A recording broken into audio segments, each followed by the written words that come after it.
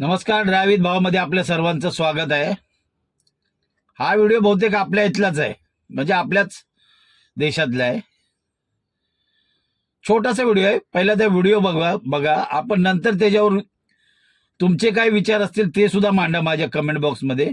माझे पण विचार मांडतो.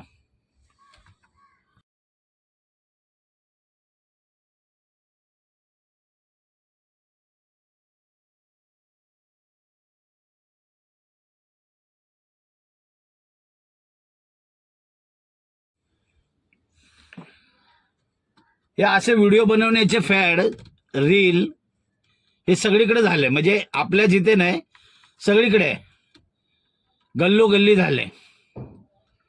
हे थारवर बसलेत आणि सगळे 16-17 वर्षाचे, 17-18 वर्षाचे आहेत. यांच्याकडे बहुतेक लायसन पण नसेल. कळलं का? पडले सगळं चांगले, कुले चांगले शेकले त्यांचे, पडू द्या, त्यांच्याशी काय घेणं देणं आहे.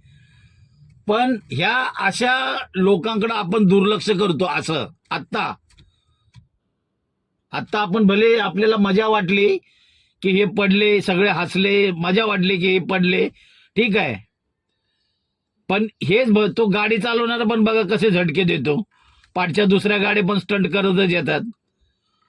पण ह्या अशा गोष्टीला जर वेळेचावर जर घातलं ना, तर पुढील भविष्यात होणाऱ्या घटना असतात.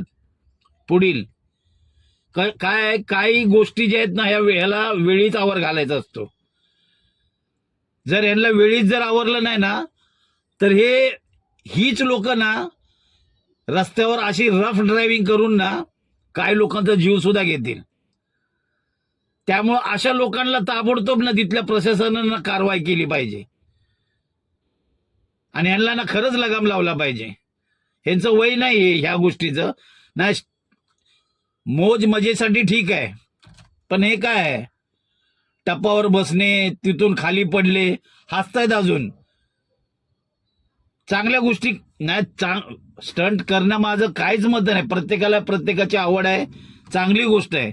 पण कुठे करावी, कशी करावी, त्याला तर वेळ, काळ, बंधन काहीतरी असतं ना. आणि ह्या लोकांना जर विरोध नाही केला ना, हे भविष्यात नक्कीच ना कुणाचा तरी जीव घेतील. कारण गाडी चालवता ह्यांना येतच नाही. कळलं का? आणि त्यामुळे येडेचाळे करतात.